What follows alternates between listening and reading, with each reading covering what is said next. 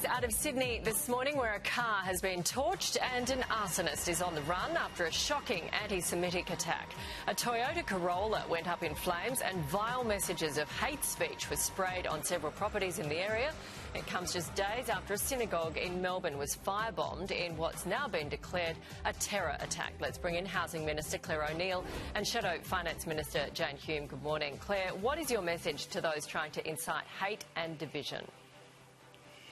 Oh, look, Jane and I have got lots of differences, but I think we can stand really strong and united on this. This behaviour is abhorrent and disgusting. I absolutely reject it, and the Australian people absolutely reject it. This is not our country, and I want the people who did this to know that state and federal police are going to come after them. We are not going to tolerate this kind of conduct in our safe, beautiful country. Yeah, it feels like this type of thing is escalating. We also saw an Islamic school bus set on fire in South Australia. Jane, this type of thing has no place in Australia. It has no place in Australia. Anti-Semitism has no place in Australia, and our Jewish community should be able to live free and without fear for their personal safety, leaving the conflicts of other countries and other times behind.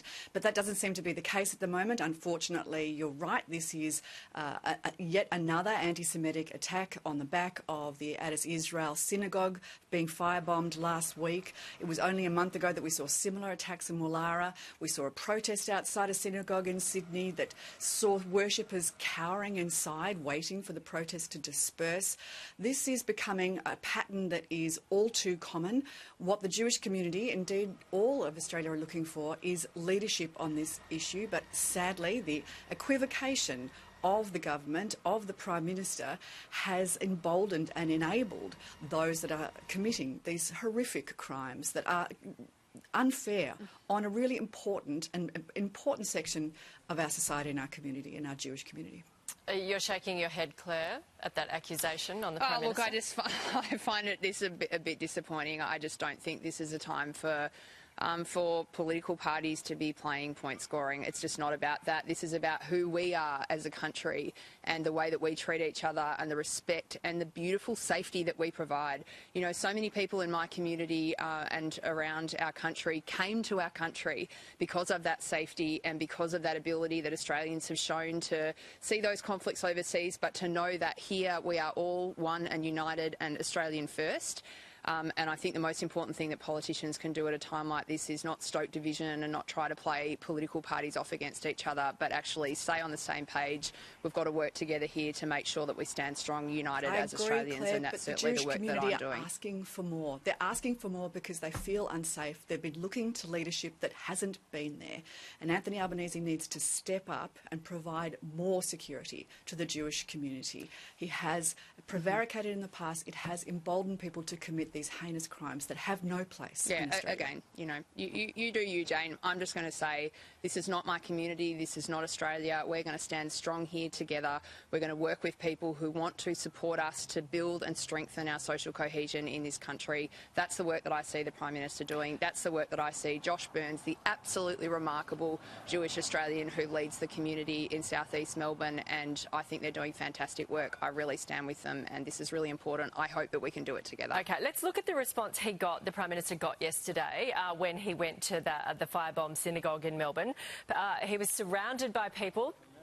People were yelling things like, "You're late. Nice day for tennis," of course referring to him, those shots of him playing tennis at Cottesloe in Perth on the weekend. You let this happen. Claire, it seemed like he was surrounded. He was even saying to people, get out of the way. How do you respond to things like that? Also the security situation of having a Prime Minister surrounded like that. Well, Nat, firstly, I'd just say I saw some of the reporting of that. I think, you know, some of those people weren't even from that local community. I was actually at the Addis synagogue a little bit later that afternoon speaking to members of the community. People were grateful that the Prime Minister was there. They were pleased to have him there and, of course, to see him make that commitment to help rebuild the synagogue there and to invest in trying to rescue those sacred Torahs that have been damaged in the fire. I'm sure there were angry and upset people there, but I just say I don't think that was the universal experience of having the PM there.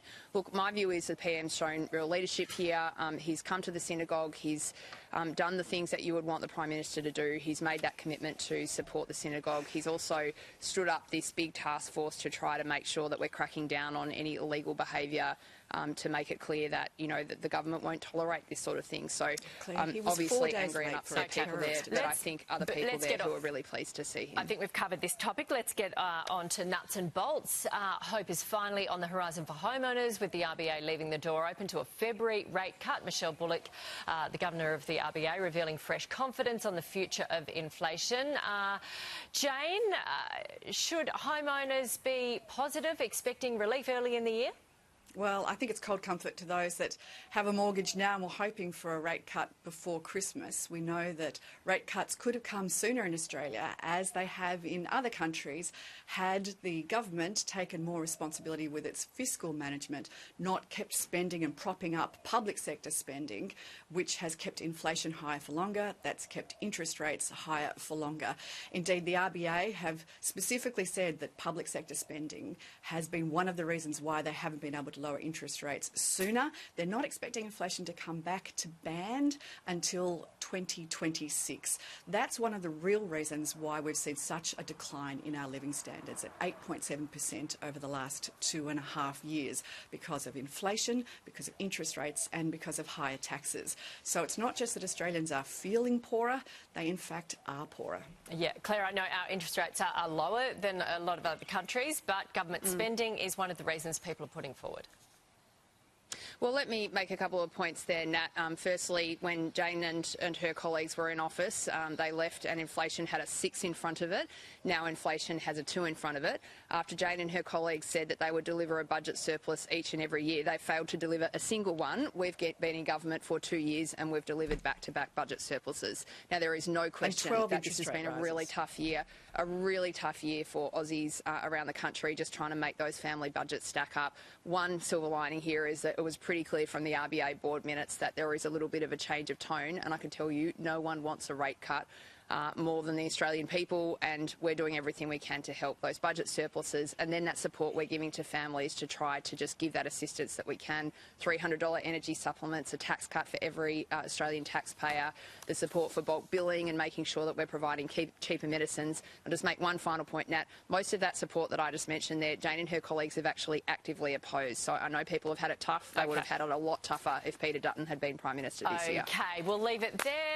Thank you very much, both of you, for this year. It's my last week, so I thank you, and we'll see you next week, next year, in the lead up to the election. Have a great Christmas. Merry Christmas, Tibbo.